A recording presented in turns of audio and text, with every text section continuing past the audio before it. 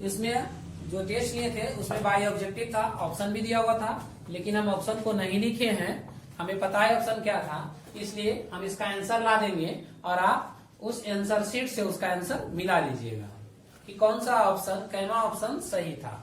अगर पहला सही है तो ए, दूसरा है तो बी, तीसरा जो है वो आपका सही होगा। ऐसे तो हम आंसर शीट पहले भी दे चुके हैं, सिर्फ सोल्यूशन देना है तो हम सोल्यूशन दे देते हैं। ऑप्शन तो आप लोगों के पास में पहले से मौजूद है।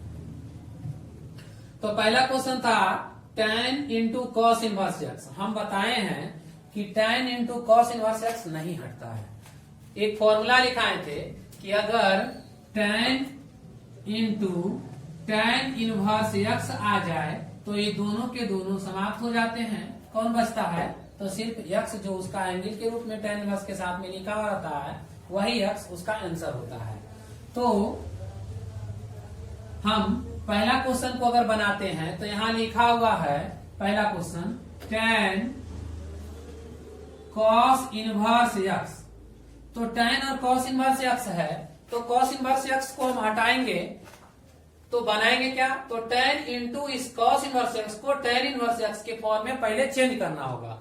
जब इस tan इनवर्स x को cos इनवर्स x के फॉर्म में चेंज करेंगे तब दोनों cos इनवर्स को tan इनवर्स के रूप में लिखा जाएगा। जब दोनों को tan into cos inverse x हो जाएगा तब दोनों का दोनों हटेगा, और जैसे tan into tan inverse x का वैल्यू x होता है उसी टाइप से जो आएगा उसका आंसर होगा। तो सबसे पहले हम बताएंगे कि cos इनवर्स x को tan इनवर्स x में हम कैसे चेंज करेंगे। तो देखो दिया गया है क्या, cos इनवर्स x।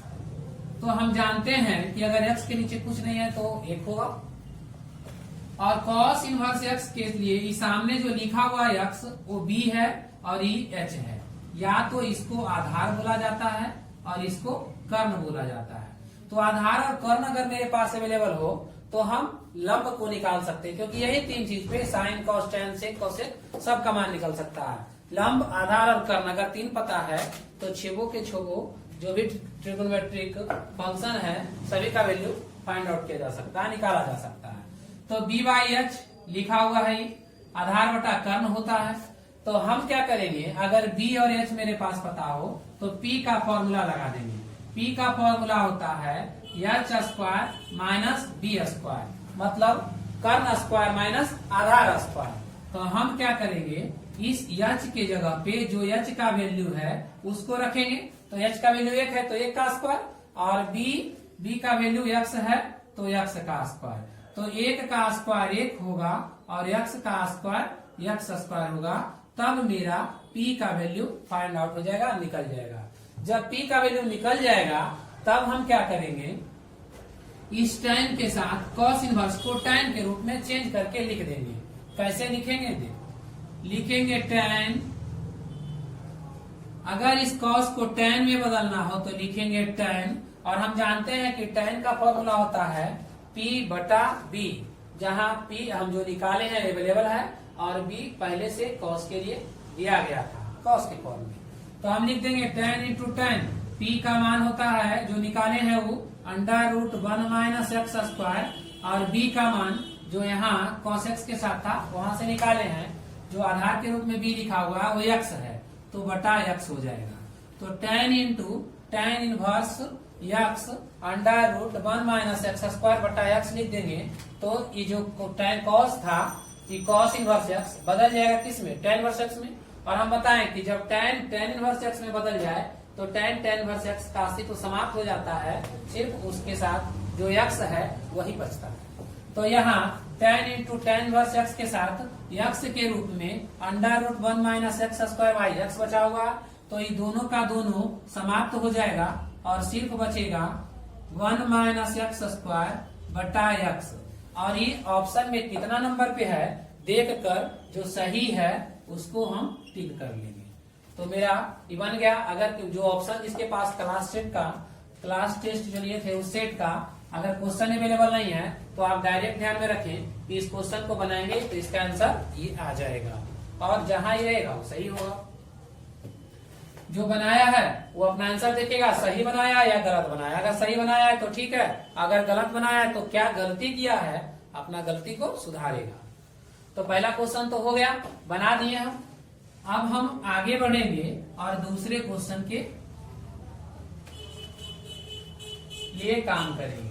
तो दूसरा क्वेश्चन कहता है, यहां लिखा हुआ है tan inverse 1/2 plus tan inverse 1/3 का मान क्या होगा, इसी के बारे में पूछा जा रहा है कि इसका आंसर क्या होगा। किसका?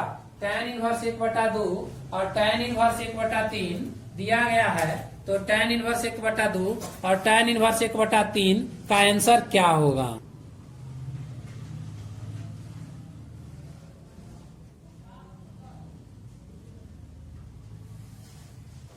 तो हम दूसरा क्वेश्चन देखेंगे। tan इनवर्स 1/2 और 1/3 लिखा गया है। तो हम बताए हैं, एक फॉर्मूला लिखाए हैं कि अगर tan इनवर्स के रूप में दो प्लस या सब्ट्रैक्ट करके या ऐड करके जो भी लिखा हुआ हो, ऐड मतलब प्लस, सब्ट्रैक्ट मतलब सब घटाओ, अगर ऐड करके लिखा हुआ है तो ऐड वाला फॉर्मूला लगाएंगे और सब्ट्रैक्ट करके लिखा हुआ तो सब्ट्रैक्ट वाला फॉर्मूला लगाएंगे। तो हम एक फॉर्मूला लिखाए हैं, देखेंगे कि फॉर्मूला क्या लिखा है। लिखा है tan inverse x plus tan inverse y। इसका फॉर्मूला होता है tan inverse x plus y बटा 1 माइनस एक्स वाई। यही इसका फॉर्मूला है। किसका? tan inverse x plus tan inverse y का। tan inverse x plus y बटा 1 माइनस एक्स वाई। तो tan इनवर्स 1/2 दिख रहा है और tan इनवर्स 1/3 है, इसी का मान पूछा।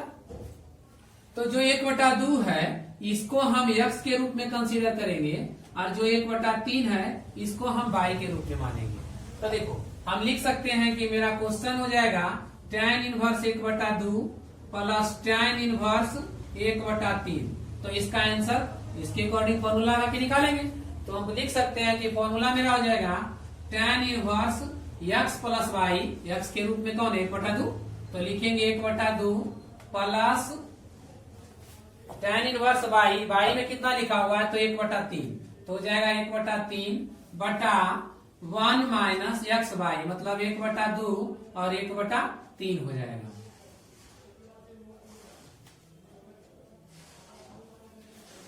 अब हम क्या करेंगे, 2 और 3 का एलसीएम निकालेंगे। तो देखो अगर 2 और 3 का एलसीएम निकालते हैं तो 6 हो जाएगा। तो 2 और 3 का एलसीएम 6, 2 3 6, तो 1 से लिखेंगे गुना करके तो 3 हो जाएगा।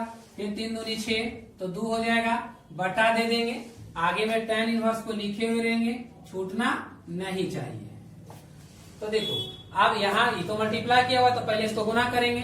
तो गुना करेंगे तो क्या लिखेंगे 1 माइनस 1 बटा 3 दूनी 6। अब 3 2 5 बटा 6 हो जाएगा। तो लिखेंगे tan इनवर्स 5 बटा 6 बटा, यहाँ एलसीएम यहाँ भी अब ले लेते हैं तो एलसीएम 6 हो जाएगा। तो 6 इसके नीचे नहीं कुछ है तो 1 6 का एलसीएम 6, 1 में 6 से भागा देंगे तो 6 आएगा। 6 को 1 से गुना करके लिख देंगे 6 हो जाएगा। अब 6 को 6 से भाग देंगे तो 1 आ जाएगा। अभी 6 से 6 नीचे दोनों का 6 ही है तो 6 कट जाएगा। अब यहाँ 6 में से 1 घटाएंगे तो देखो यहाँ हो गया tan इनवर्स 5 बटा 6 में से 1 जाएगा तो 5 हो जाएगा। तो 5 से 5 कटेगा तो 1 आ जाएगा, मतलब tan इनवर्स 1 लिखा जाएगा।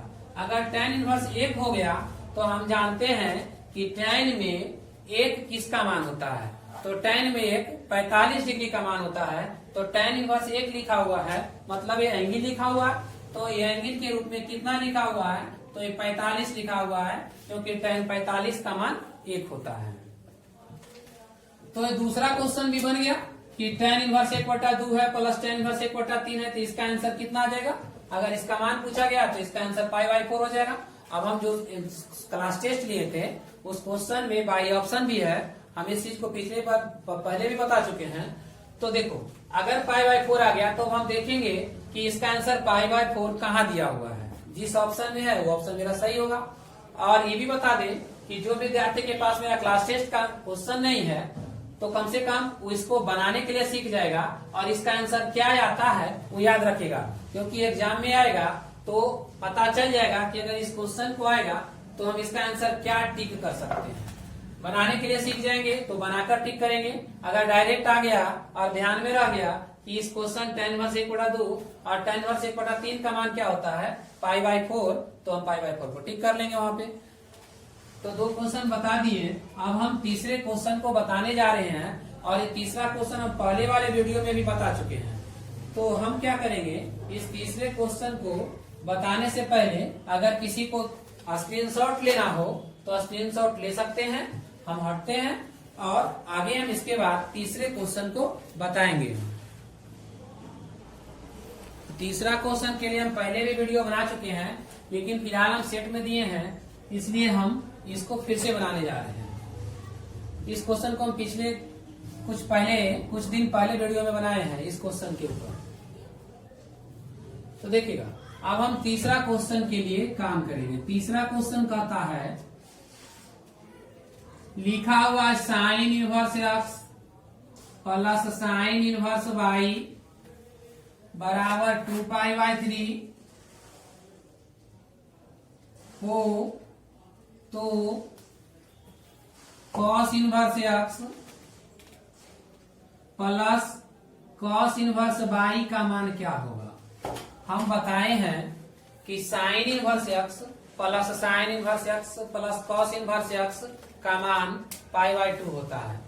क्या sine inverse x plus cos inverse x का मान π/2 होता है।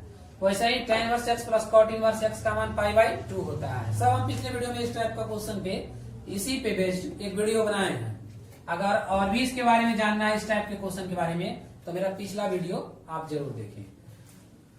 तो हम लिखाए हैं चूंकि कि sine inverse x plus cos inverse x का मान हमेशा π/2 होता है, तो हम कह सकते हैं कि जो मेरा साइन इनवर्स एक्स है उसका मान हमेशा π/2 माइनस कॉस इनवर्स एक्स के बराबर होगा। किसका? साइन इनवर्स एक्स का मान हमेशा π/2 माइनस कॉस इनवर्स एक्स के बराबर होगा। साइन इनवर्स एक्स का मान π/2 माइनस कॉस इनवर्स एक्स के बराबर होता है। तो देखो, इस साइन इनवर्स एक्स को हम π/2 माइनस कॉस इनवर्स एक्स के रूप में लिख सकते हैं। उसी प्रकार साइन इनवर्स वाई को π/2 माइनस कॉस इनवर्स वाई के रूप में लिखेंगे। उसके बाद हम जब उसको आगे बढ़ाएंगे तब मेरा cos inverse x plus cos inverse y का मान निकल जाएगा। देखो कैसे निकलता है। हम अभी बताएं कि लिखा गया है, क्वेश्चन में बता दिया गया है कि जो मेरा साइन इनवर्स एक्स है वो और जो cos inverse y sine inverse x है ये और प्लस साइन इनवर्स वाई है, इसका मान 2π/3 दिया गया है। Sine inverse x plus sine inverse y का मान 2π/3 दिया गया है। तो हम निकालेंगे cos inverse x plus cos inverse y का मान। तो देखो, हम इस साइन इनवर्स एक्स को लिख देते हैं π/2 माइनस कॉस इनवर्स एक्स।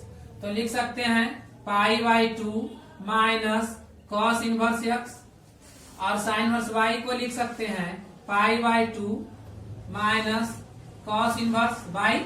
जो एक्स के रेस्पेक्ट में है उसका एक्स के रेस्पेक्ट में फंक्शन लिखे हैं, जो वाई के रेस्पेक्ट में है उसका वाई के अकॉर्डिंग वाई में लिखे हैं।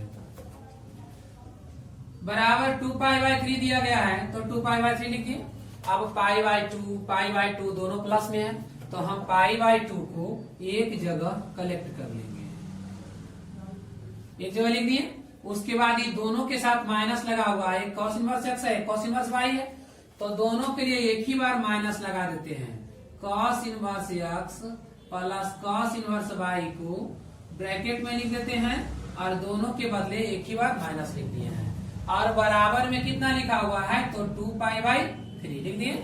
अब हम क्या करेंगे कि जो प्लस 2π/3 लिखा हुआ है इस साइड, उसको इस साइड ले आते हैं, क्योंकि इधर π/2 दो को पहले से है।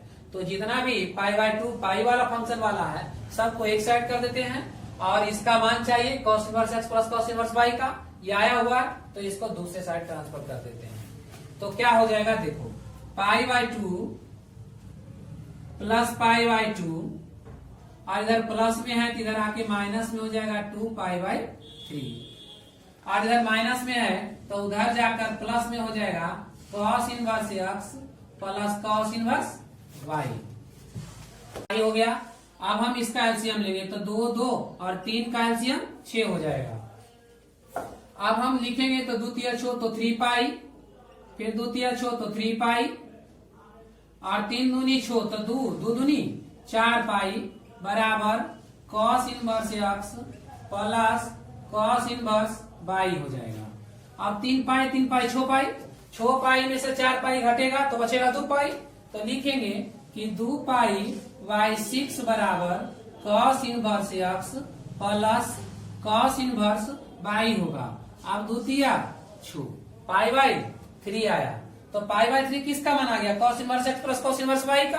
तो मेरा आंसर यही हो जाएगा कि cos inverse x plus cos inverse by का मान पाई बाई 3 हो जाएगा। Cos inverse x plus cos inverse by का हम आंसर बता सकते हैं कि जो हमसे पूछा गया था कि आप sign inverse x plus sine inverse by का मान 2 पाई बाई 3 है, तो cos inverse x plus cos inverse by का मान क्या होगा? तो cos inverse plus cos inverse by का मान पाई बाई 3 होगा। तो जिस ऑप्शन में मेरा पाई बाई 3 रहेगा उस ऑप्शन को हम टिक करेंगे। तो मेरा 3 क्वेश्चन तो हो चुका है। अब हम चौथे क्वेश्चन को देखेंगे। उससे पहले आप अगर स्क्रीनशॉट लेना चाहते हैं तो इसका स्क्रीनशॉट एक बार आप ले लें। अब हम देखेंगे चौथा क्वेश्चन। चौथा क्वेश्चन है सेक स्क्वायर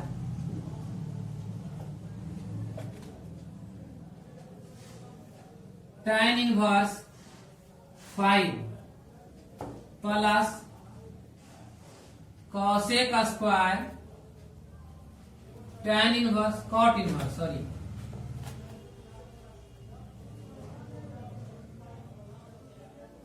कॉट इनवर्स 5 का मान क्या होगा, ऐसा पूछा गया है। Sec square tan inverse 5 plus cosec square cot inverse 5 का मान क्या होगा, तो हम बताएंगे कि कैसे sec square tan inverse x plus cosec square cosec square cot inverse 5 का मान कैसे हम निकालेंगे। तो देखते हैं, यहां लिखा हुआ sec square tan inverse 5 cosec square cot inverse 5, इसका मान चाहिए। तो सबसे पहले हम अभी इसके पहले पहला क्वेश्चन में बताए थे कि tan और कॉस इनवर्स एक्स अगर आ जाए तो नहीं हटेगा। हटेगा कब? जब tan और tan इनवर्स एक्स आ जाए। वही मेथड यहाँ फॉलो करेगा। अगर यहाँ सेक लिखा हुआ है तो सेक इनवर्स एक्स आएगा तब हटेगा। कॉसेक इनवर्स एक्स लिखा हुआ है तो कॉट इनवर्स एक्स के जगह पर कॉसेक इनवर्स एक्स आएगा तब हटेगा। तो हम एक एक करके पहले दोनों को चेंज करेंगे और दोनों को एक फॉर्म में बदलेंगे। अगर ये सेक है तो इसको भी सेक के फॉर्म में, और ये कॉट है तो इस कॉसेक के फॉर्म में कॉट को चेंज कर देंगे। तो देखेंगे लिखा हुआ क्या है कि tan इनवर्स 5 है, तो हम क्या बोले कि अगर नीचे कुछ अवेलेबल नहीं है मतलब 1 है तो ये मेरा P होगा जो लंब कहलाता है, और ये मेरा B है जो आधार कहलाता है। अगर P और B मेरे पास अवेलेबल है तो हम कर्ण को निकाल सकते हैं। कर्ण को कैसे निकालेंगे? तो कर्ण का फॉर्मूला होता है अंडर रूट लंब स्क्वायर जोड़ आधार स्क्वायर, जिसको हम लोग P square plus B square भी बोलते हैं। तो देखो लंब मेरा जो P है वो 5 है तो 5 का स्क्वायर होगा, और जो B है वो 1 है तो 1 का स्क्वायर होगा। मतलब 5 का स्क्वायर 25 और 1 का स्क्वायर 1, तो 25 और 1 26 हो जाएगा। तो कर्ण मेरा निकल गया, जो कर्ण होगा वो रूट 26 हो जाएगा। तो देखो इसको तो बदल दिए, तो हम क्या लिखेंगे? लिखेंगे कि सेक स्क्वायर tan इनवर्स जो 5 था इसको बदलेंगे सेक में, तो लिखेंगे सेक स्क्वायर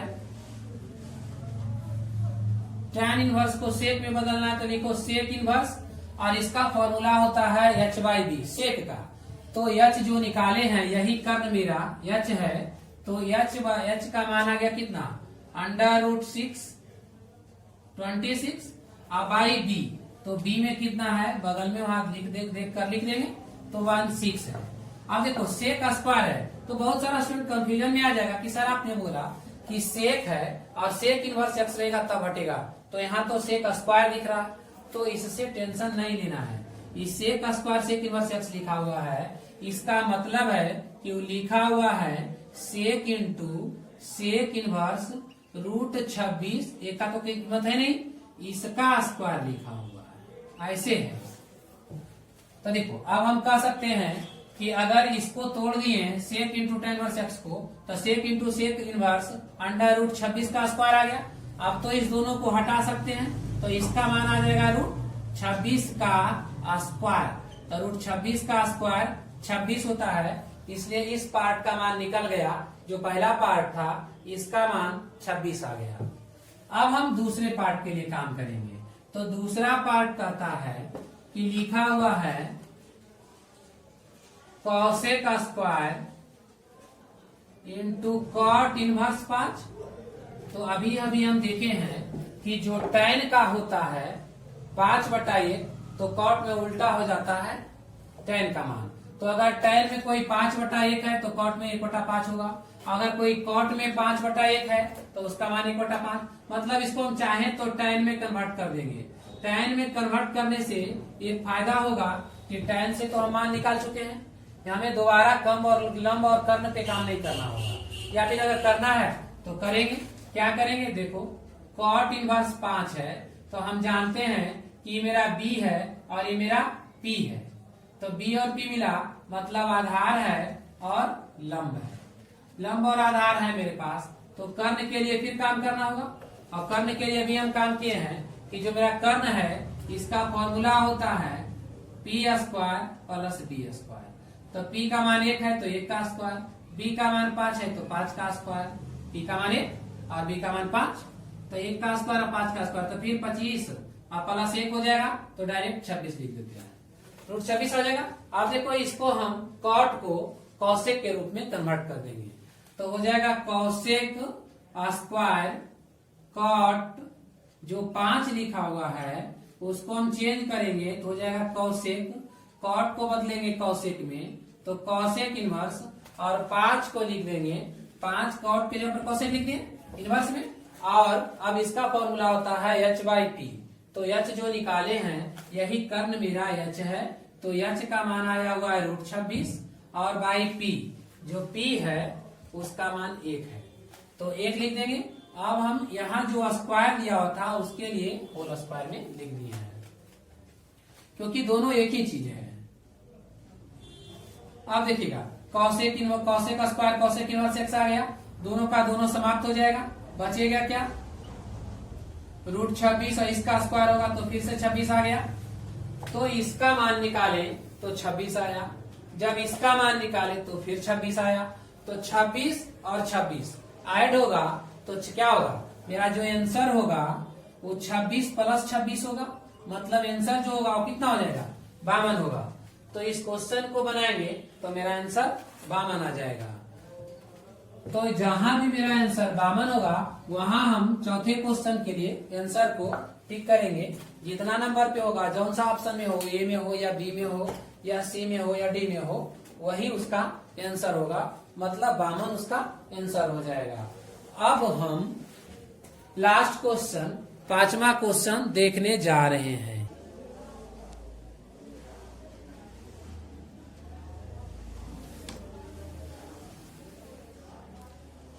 तो चौथा क्वेश्चन तो बन गया है, उसका आंसर कितना हो जाएगा? 52 हो जाएगा। अब हम 5वां क्वेश्चन को बनाते हैं, देखिए।